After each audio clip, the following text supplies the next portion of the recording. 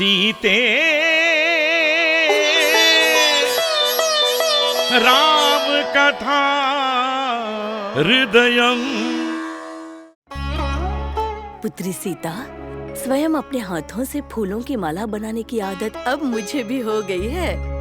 भगवान की पूजा के लिए हम स्वयं अपने हाथों से फूल लाकर उसकी माला बनाएं और देवी देवताओं को अर्पण करें तो उससे हमें भी आत्म संतुष्टि मिलती है। ये सत्य है। वास्तव में शरीर और मन दोनों को अगर हम आराधना में लीन कर देते हैं तो सच में बहुत आनंद मिलता है। माताश्री, मेरे मन को आनंद देने वाला ये स्वभाव यदि आपको भी आनंदित कर रहा है तो इसका ये अर्थ है कि मेरा ये स्वभाव वास्तव में कितना श्रेष्ठ है ना? इसमें कोई संदेह नहीं है पुत्री। यदि हमारी भावनाएं शुद्ध हों और हम अगर कोई छोटा कार्य भी करते हैं तो महत्वपूर्ण बन जाता है। अब उदाहरण के लिए इन्हीं मालाओं को देख लो जो हमने स्वयं हाथों से बनाई है। श्रद्धा और अर्पण किया हुआ मनोभाव ये बहुत महत्वपूर्ण होता है। माताश्री, मैंने आपके पुत्र के लिए भी ऐसी माला बनाकर उन्हें अर्पित की तो वो आनंदित हो उठे। आपकी ये बात सत्य है माताश्री।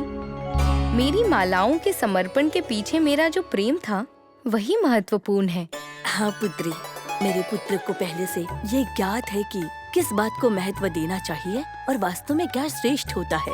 निश्चित ज्ञानी है वो। अगर उसे साधारण माँ के रूप में देखूं तो भी उसमें बहुत गहरा ज्ञान दिखाई देता है। कभी कभी उसकी असाधारण महिमा मुझे चकित कर देती है। ईश्वर के प्रतीक होने का एहसास दिलाती है। कभी कभी मैं इस दुविधा में पड़ जाती हूँ कि क्या सच में मैंने उसे जन्म दिया है या फिर कोई दिव्य पालक है। माताश्री, ऐसा क्या घटित हुआ था? मुझे बताइए, मैं सुनने के लिए उत्सुक हूँ। बताती हूँ सीते। जब वो छोटा बालक था तब मैं उसे झूले में सुला रही थी। रामलीला इदु रामलीला, रामलीला इदु रामलीला। माते कौसल्यगे राम तोरिदा लीला, माते कौसल्यगे राम तोरिदा लीला। देवलीला इदु देवलीला, देवलीला इदु देवलीला।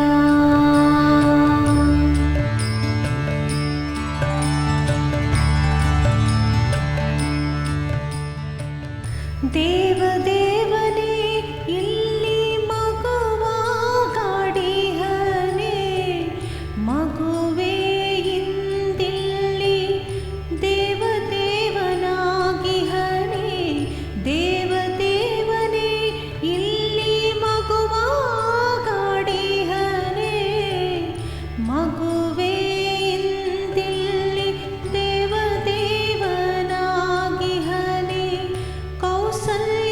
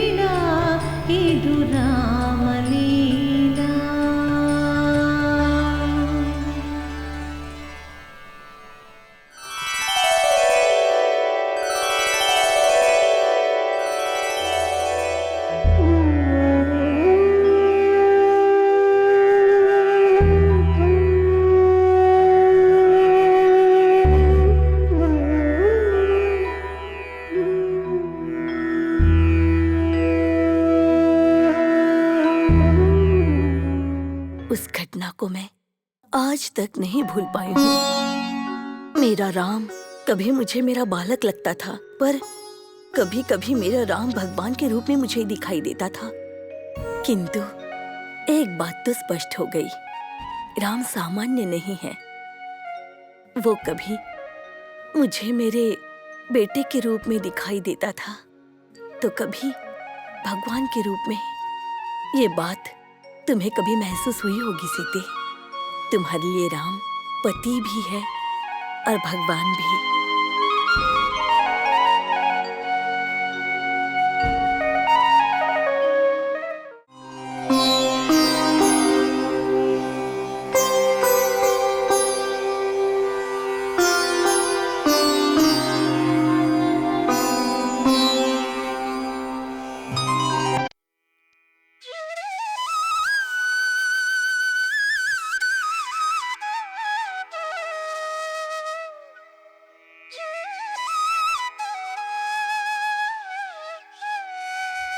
उर्मिला, तुम भी मांडवी और श्रुतकीर्ति के बारे में सोच रही हो? आपको कैसे पता चला बहन? मैं भी उन्हीं के बारे में सोच रही थी। वे दोनों जिस प्रकार मुझे याद आ रही हैं, उसी प्रकार आपको भी याद आ रही होंगी। इसीलिए प्रश्न किया। जब हम मिथिला में रहते थे, उस समय भी ऐसा ही होता था। हम बचपन से ही एक साथ खेलते आए हैं, एक साथ बड़े हुए हैं।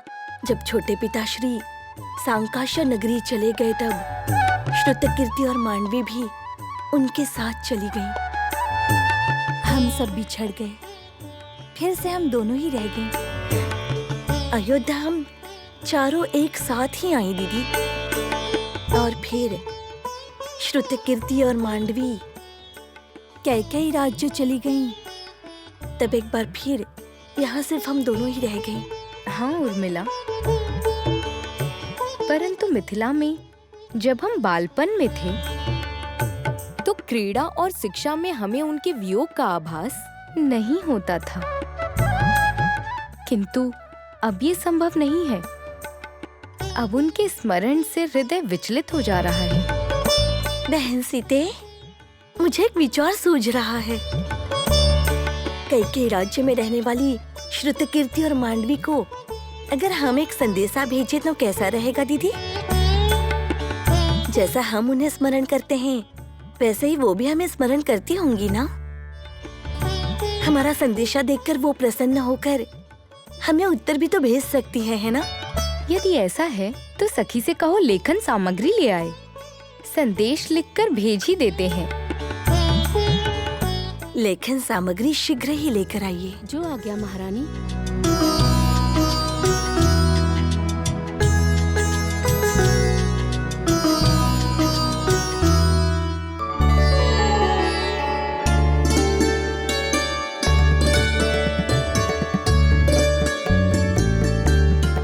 राजकुमार प्रभुओं को प्रणाम।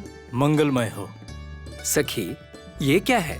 ये तो कहीं ले जाने वाली लेखन सामग्री प्रतीत हो रही है। जी हाँ प्रभु, सीता देवी और उर्मिला देवी इस समय कई राज्य गई हुई हैं, इसलिए वो अपनी बहनों को पत्र लिखना चाहती हैं। तो वे अभी कहाँ हैं? वो राजा के उद्यान में हैं। आप लोग आए हैं, मैं उन्हें सूचित कर देती हूँ। नहीं नहीं, हमारे आने की सूचना उन्हें मत दो। उन्हें अपनी बहनों को पत्र लिखने दो, उसके बाद ही अंतापुर वापस आने दो, है न लक्ष्मण? जी हाँ भ्राता, आपने बिल्कुल उचित कहा। वो कुछ क्षण पश्चात आ जाएंगी, परंतु हम यहाँ आ चुके हैं ये उन्हें नहीं बताना। जो आज्ञा महाप्रभु। सीते राम कथा हृदयं